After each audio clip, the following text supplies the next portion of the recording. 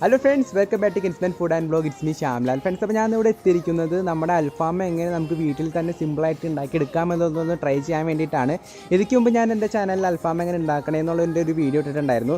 എൻ്റെ ചാനലിൽ ആകപ്പാടെ വൈറലായിട്ടുള്ള ഒരു വീഡിയോ എന്ന് പറയുന്നതും ആ ഒരു അൽഫാമിൻ്റെ വീഡിയോ ആണ്. ഇപ്പോൾ ഏകദേശം ഒരു 400K പ്ലസ് വ്യൂസും അതുപോലെ തന്നെ 6,000 പ്ലസ് ലൈക്സും ആ ഒരു വീഡിയോക്ക് ഇട്ടിട്ടുണ്ടായിരുന്നു. അതുപോലെ തന്നെ ആ ഒരു വീഡിയോ കണ്ടിട്ട് കുറേ പേരൊക്കെ ട്രൈ ചെയ്തിട്ട് അടിയിൽ കമൻറ്റൊക്കെ ഇട്ടിട്ടുണ്ടായിരുന്നു, നന്നായി എന്നൊക്കെ പറഞ്ഞിട്ട്. അപ്പോൾ എൻ്റെ വീഡിയോ കണ്ട് ട്രൈ ചെയ്ത് നോക്കിയ എല്ലാവർക്കും, അതുപോലെ തന്നെ എൻ്റെ വീഡിയോ കണ്ട് ലൈക്കും സപ്പോർട്ടൊക്കെ ചെയ്ത എല്ലാവർക്കും ഞാൻ എൻ്റെ വലിയൊരു താങ്ക്സ് പറയണം ആദ്യം തന്നെ. അതുപോലെ തന്നെ ഇന്നത്തെ വീഡിയോ ട്രൈ ചെയ്യാൻ പോണത് റെഡും ഗ്രീനും അൽഫാമാണ്. അപ്പോൾ ഗ്രീൻ അൽഫാം ഞാൻ നിൽക്കുമ്പോൾ ഒന്നും ട്രൈ ചെയ്ത് നോക്കിയിട്ടില്ല, വീഡിയോസൊക്കെ കുറേ കണ്ടിട്ടുണ്ടെങ്കിലും ട്രൈ ചെയ്തിട്ടില്ല. പക്ഷേ റെഡ് അൽഫാം ഞാൻ ഒരു 2-3 പ്രാവശ്യം ഉണ്ടാക്കിയിട്ടുണ്ട്. അപ്പോൾ ആ ഒരു റെസിപ്പി ഞാൻ ഇതിനകത്ത് ഇൻക്ലൂഡ് ചെയ്യുന്നുണ്ട്.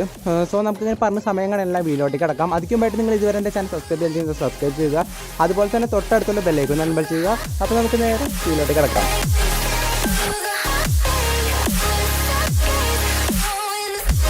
Welcome back friends. ഇപ്പോൾ നമ്മൾ അൽഫാം അടിക്കാൻ വേണ്ടിയിട്ട് കോഴിനെ വാങ്ങാൻ പോണ വഴിയാണ്. അപ്പോൾ ഈ ഒരു അൽഫാം അടിക്കാൻ വേണ്ടിയിട്ട് ഞാൻ മാത്രമല്ല, എൻ്റെ 2 കസിൻസൊക്കെ ഉണ്ട്. അപ്പോൾ ഞാൻ എൻ്റെ ഒരു കസിൻ്റെ ഒപ്പമാണ് ഈ ഒരു കോഴിനെ വാങ്ങാൻ പോണത്. അപ്പോൾ ഞങ്ങളുടെ വീടിൻ്റെ അവിടെ നിന്ന് ഏകദേശം 1 കിലോമീറ്റർ മാറിയിട്ട് ഞങ്ങളുടെ അവിടെ ഒരു മാർക്കറ്റ് ഉണ്ട്. അപ്പോൾ ഒരു മാർക്കറ്റിൽ നിന്നാണ് മിക്കപ്പോഴും ചിക്കൻ വാങ്ങാറ്. സോ നമ്മൾ ഇന്ന് അവിടേക്കാണ് ചിക്കൻ വാങ്ങാൻ പോണത്. അപ്പോൾ നമുക്ക് കട എത്തിക്കഴിഞ്ഞിട്ട് കാണാം.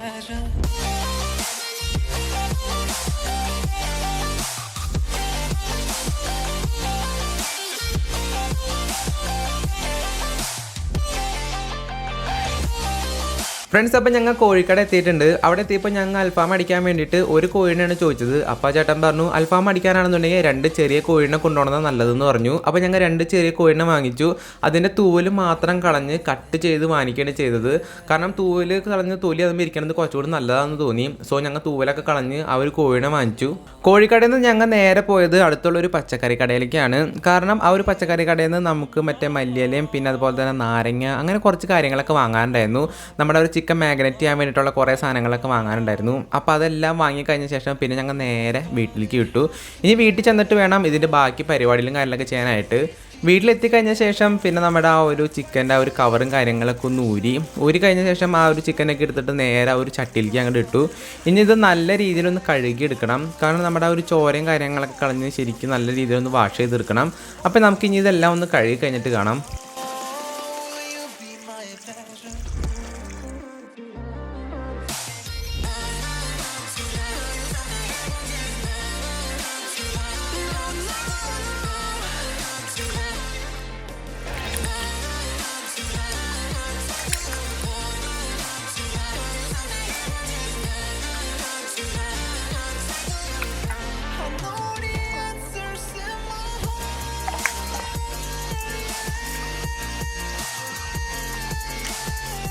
ഇപ്പം നമ്മുടെ ചിക്കൻ ഏകദേശം ഒരു 3-4 പ്രാവശ്യമൊക്കെ നല്ല രീതിയിൽ കഴുകി ആ ഒരു ചോരയും മഴുക്കും കാര്യങ്ങളൊക്കെ ശരിക്കും ക്ലീനാക്കി കഴുകിയെടുത്ത് കഴിഞ്ഞിട്ടുണ്ട്. ഇനി നമുക്ക് ഇത് നേരെ ഒരു ചട്ടിയിലേക്ക് ഇതുപോലെ ഒന്ന് മാറ്റി വയ്ക്കാം. ഇനി നമ്മുടെ അടുത്ത പണി എന്ന് പറയുന്നത് മസാല ഉണ്ടാക്കുക എന്നുള്ളതാണ്. അപ്പോൾ മസാല ഉണ്ടാക്കാൻ വേണ്ടിയിട്ട് നമുക്ക് ഒരു സവാള ഇതുപോലെ കട്ട് ചെയ്തെടുത്തിട്ട് അതൊന്ന് മിക്സിയിലേക്ക് ഇട്ട് കൊടുക്കണം. അതിനുശേഷം നമുക്കൊരു ചെറിയ തക്കാളിയും ഇതുപോലെ തന്നെ കട്ട് ചെയ്തെടുത്തിട്ട് മിക്സിയിൽ ഇട്ട് കൊടുക്കാം. ഇനി നമുക്കിത് നല്ല രീതിയിലൊന്ന് ബ്ലെൻഡ് ചെയ്തെടുക്കണം.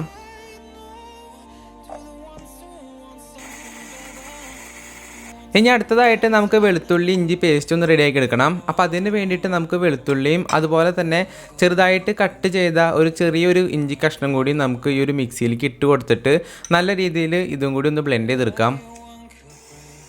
ഇനി നമുക്ക് നമ്മുടെ ഗ്രീൻ മസാല ഒന്ന് റെഡിയാക്കി എടുക്കാം. അപ്പോൾ അതിന് വേണ്ടിയിട്ട് ഞാനിപ്പോൾ ഇവിടെ കുറച്ച് മല്ലിയില എടുത്തിട്ടുണ്ട്.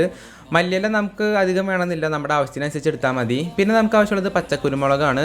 ഇപ്പോൾ നിങ്ങളുടെ വീട്ടിൽ പച്ചക്കുരുമുളക് ഇല്ല എന്നുണ്ടെങ്കിൽ കുരുമുളക് പൊടിയായാലും യൂസ് ചെയ്താൽ മതി.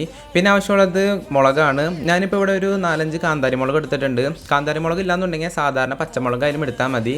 അപ്പോൾ കാന്താരി മുളകിന് എരിവുള്ളതുകൊണ്ടാണ് ഞാൻ ഇത്ര കുറവ് എടുത്തേക്കണത്. പിന്നെ നമുക്ക് ആവശ്യമുള്ളത് പുതിനയിലയാണ്. അപ്പോൾ പുതിനയില ഞാൻ ഇവിടെ കുറച്ചെടുത്തിട്ടുണ്ട്. മല്ലിയില ഉള്ളതുകൊണ്ട് തന്നെ നമുക്ക് അധികം പുതിനയില ആവശ്യം ഇല്ല. ഇനി ഇതെല്ലാവരും കൂടി നമുക്ക് നൈസായിട്ടൊന്ന് അരച്ചെടുക്കണം. അപ്പോൾ അതിന് വേണ്ടിയിട്ട് ആദ്യം തന്നെ നമ്മുടെ മിക്സിയുടെ ജാറിലേക്ക് നമ്മുടെ മുളക് ഒന്ന് ഇട്ട് കൊടുക്കാം. മുളക് ഇടുമ്പോൾ നമ്മൾ മുളകിന് ഞെട്ടിടാൻ പാടില്ല, മുളക് മാത്രമേ ഇട്ട് കൊടുക്കാൻ പാടുള്ളൂ. അതിനുശേഷം നമുക്ക് ഇതിനകത്തേക്ക് പുതിനയില ഒന്ന് ഇട്ട് കൊടുക്കാം. അപ്പോൾ പുതിനയില നമുക്ക് നൈസായിട്ട് ഇതുപോലെ ഉള്ളിലേക്ക് ഒന്ന് ഇറക്കി വെച്ച് കൊടുക്കാം. പുതിനയില ഇട്ട് കൊടുത്ത ശേഷം നമുക്ക് മല്ലിയില ഇതിനകത്തേക്ക് ഒന്ന് വെച്ച് കൊടുക്കാം. മല്ലിയില വയ്ക്കുമ്പോൾ ശ്രദ്ധിക്കേണ്ട ഒരു കാര്യം എന്താണെന്ന് വെച്ച് കഴിഞ്ഞാൽ നമ്മൾ ഒരിക്കലും ഞാനിപ്പോൾ വെക്കണ പോലെ വെക്കരുത്. കട്ട് ചെയ്തിട്ട് വേണം വെക്കാനായിട്ട്. അല്ലെന്നുണ്ടെങ്കിൽ ചിലപ്പോൾ ജാറിൻ്റെ ഇടയിൽ കുരുങ്ങിയിട്ട് മിക്സിയൊക്കെ കംപ്ലൈൻറ്റ് ആവാനായിട്ടുള്ള ചാൻസ് കൂടുതലാണ്. ഇനി നമുക്ക് ഇതിൻ്റെ പുറത്തേക്ക് നമ്മുടെ ഒരു കുരുമുളക് നൈസായിട്ട് ഒന്ന് ഇട്ട് കൊടുക്കണം. അതിനുശേഷം നമുക്ക് ഇതൊക്കെ നല്ല രീതിയിലൊന്ന് അരച്ചെടുക്കണം. ഇപ്പം നമ്മുടെ 2 മസാലയും അതുപോലെ തന്നെ വെളുത്തുള്ളി ഇഞ്ചി പേസ്റ്റും റെഡി ആയിട്ടുണ്ട്. ഇനി നമുക്ക് അടുത്തായിട്ട് നമ്മുടെ ചിക്കൻ നൈസായിട്ടൊന്ന് ഉടച്ചെടുക്കണം. അതിന് മുമ്പായിട്ട് ഞാൻ ഈ വർഷം ആദ്യമായിട്ട് കഞ്ഞിവോട്ട് ചെയ്തു. അപ്പോൾ ഞാൻ നിങ്ങൾക്ക് ജസ്റ്റ് ഇത് കാണിച്ചു തന്നേ ഉള്ളൂ. ഓക്കെ, ഇനി നമുക്ക് നമ്മുടെ ചിക്കൻ ഒന്ന് ഉടച്ചെടുക്കാം. അപ്പോൾ അതിന് വേണ്ടി നമുക്കൊരു അമ്മിക്കല്ലും ഇതുപോലെ ചിക്കൻ വെച്ചിട്ട് ചെറിയൊരു അമ്മിക്കുഴ അല്ലെങ്കിൽ വേറെ എന്തെങ്കിലും വെച്ചിട്ട് ഇതുപോലെ നൈസായിട്ട് ഇതുപോലെ ഒന്ന് ഉടച്ചെടുക്കണം. നമ്മൾ ജസ്റ്റ് ഒന്ന് ഉടച്ചെടുത്താൽ മതി. ഒരിക്കലും നമ്മൾ ചതച്ചരച്ച് സീനാക്കരുത്. വെറുതെ ജസ്റ്റ് ഇതുപോലെ ഒന്ന് വെച്ചിട്ട് ആ ഒരു അമ്മിക്കുഴ വെച്ചിട്ട് നൈസായിട്ട് ഇതുപോലെ ഒന്ന് ഉടച്ചെടുക്കണം.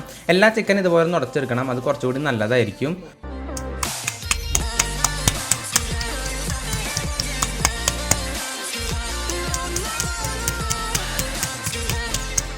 ഇപ്പോൾ നമ്മുടെ എല്ലാ ചിക്കനും ഇതുപോലെ ഉടച്ചെടുത്ത് കഴിഞ്ഞിട്ടുണ്ട്. ഇനി നമ്മുടെ അടുത്ത പരിപാടി എന്ന് പറയുന്നത് വരയിടൽ ചടങ്ങാണ്. സോ അതിന് വേണ്ടിയിട്ട് നമുക്ക് ആദ്യം ഒരു ചിക്കൻ എടുത്ത് വെക്കാം. ഒരു കത്തി എടുത്തിട്ട് നമുക്ക് ഇതുപോലെ നല്ല രീതിയിൽ ഒന്ന് വരഞ്ഞു കൊടുക്കണം. നമ്മൾ എത്രത്തോളം ആഴത്തിൽ വരയണോ അതിനനുസരിച്ച് ഉള്ളിൽ ശരിക്കും മസാല പിടിക്കുന്നതായിരിക്കും. അപ്പോൾ നമ്മൾ എല്ലാ ചിക്കനും ഇതുപോലെ നൈസായിട്ടൊന്ന് വരഞ്ഞു കൊടുക്കാം.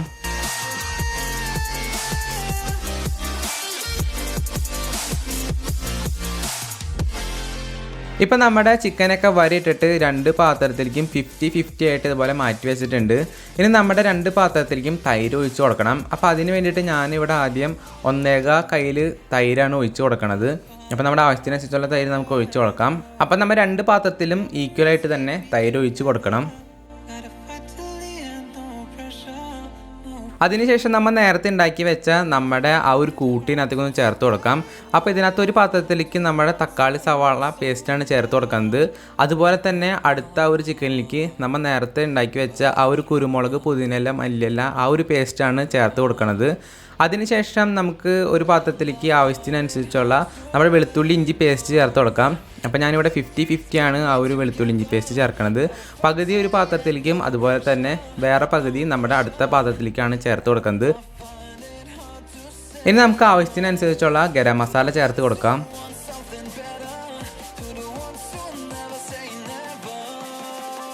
പിന്നെ നമുക്ക് ആവശ്യത്തിനനുസരിച്ചുള്ള മഞ്ഞൾപ്പൊടി ചേർത്ത് കൊടുക്കാം.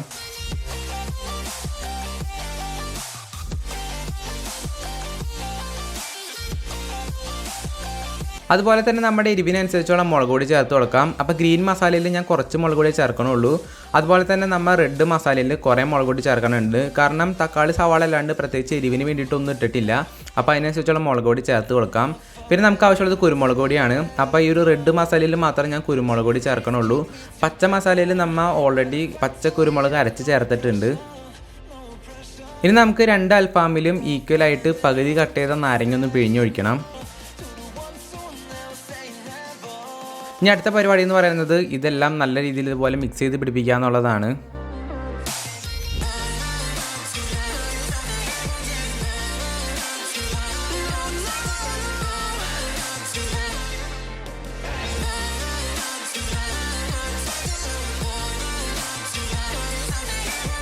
ഇനി നമുക്ക് ആവശ്യമുള്ളത് സൺഫ്ലവർ ഓയിലാണ്. അപ്പോൾ നമുക്ക് കുറച്ച് സൺഫ്ലവർ ഓയിൽ എടുത്തിട്ട് നമ്മുടെ ആ ഒരു 2 ചിക്കനിലേക്കും ഇതുപോലെ ഒന്ന് ഒഴിച്ച് കൊടുക്കണം.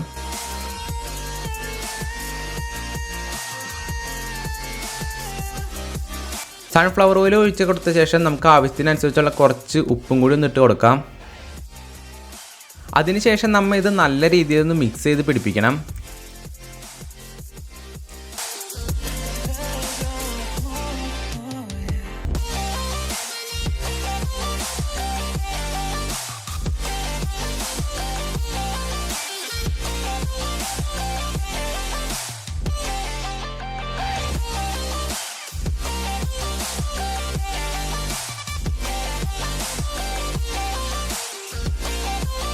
ഇപ്പോൾ നമ്മുടെ 2 ചിക്കനിലും മസാലയൊക്കെ തേച്ച് കഴിഞ്ഞിട്ടുണ്ട്. ഇനി നമ്മൾ ഏകദേശം ഒരു 3 മണിക്കൂറെങ്കിലും വെയിറ്റ് ചെയ്യണം. എന്നാലാണ് നമ്മുടെ ഒരു ചിക്കനിലേക്ക് മസാലയും കാര്യങ്ങളൊക്കെ ശരിക്കും പിടിക്കുകയുള്ളൂ. അപ്പോൾ നമുക്ക് ഇനി 3 മണിക്കൂറിന് ശേഷം കാണാം. 3 hours later. ഇപ്പം നമ്മുടെ ചിക്കൻ വെച്ചിട്ട് ഏകദേശം 3 മണിക്കൂർ കഴിഞ്ഞിട്ടുണ്ട്. 3 മണിക്കൂർ കഴിഞ്ഞ ശേഷം ഗ്രില്ലും അതുപോലെ തന്നെ തീക്കനലും എല്ലാം സെറ്റാക്കി ഇവിടെ വെച്ചിട്ടുണ്ട്. ഇനി നമ്മുടെ അടുത്ത പരിപാടി എന്ന് പറയുന്നത് നമ്മൾ നേരത്തെ ഉണ്ടാക്കി വെച്ച ചിക്കൻ ചുട്ടെടുക്കുക എന്നുള്ളതാണ്. അപ്പോൾ ആദ്യം തന്നെ നമുക്ക് ആ ഒരു റെഡ് കളർ മസാല തേച്ച ആ ഒരു കോഴി നമുക്ക് ഇതുമേക്ക് നൈസായിട്ടൊന്ന് വെച്ച് കൊടുക്കാം ഇതുപോലെ. അപ്പോൾ വെച്ച് കൊടുക്കുമ്പോൾ നമ്മൾ ശ്രദ്ധിക്കേണ്ട ഒരു കാര്യം എന്താണെന്ന് വെച്ചാൽ വെക്കണേക്കാൾ മുമ്പായിട്ട് കുറച്ച് ഓയിൽ എടുത്തിട്ട് നമ്മുടെ ആ ഒരു ഗ്രില്ലുമ്പോൾ തേക്കാൻ വേണ്ടി മറക്കരുത്. അല്ലാന്നുണ്ടെങ്കിൽ ചിലപ്പോൾ ആ ഒരു ചിക്കൻ വെന്ത് കഴിയുമ്പോൾ ഒട്ടി പിടിച്ചിരിക്കാനൊക്കെ ചാൻസ് ഉണ്ട്. അപ്പോൾ ജസ്റ്റ് കുറച്ച് ഓയിൽ എടുത്തിട്ട് ജസ്റ്റ് ആ ഒരു ഗ്രില്ലുമ്പോൾ തേക്കാം. ഇനി നമുക്ക് അടുത്തതായിട്ട് നമ്മുടെ ആ ഒരു ഗ്രീൻ കളർ മസാല തേച്ച ഒരു ചിക്കൻ നമുക്ക് ഇതുമേക്ക് ഒന്ന് എടുത്ത് വെക്കാം.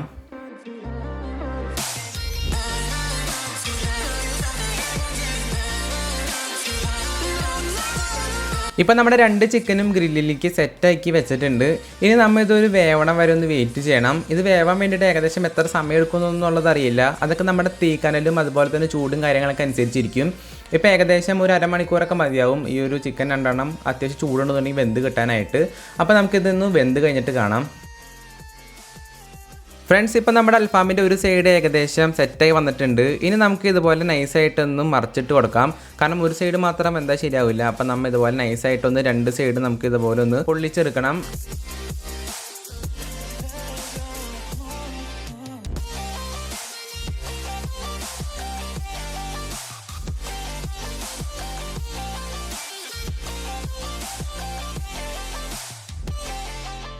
ഇപ്പോൾ നമ്മുടെ ചിക്കൻ എല്ലാം ഏകദേശം മറിച്ചിട്ട് കഴിഞ്ഞിട്ടുണ്ട്.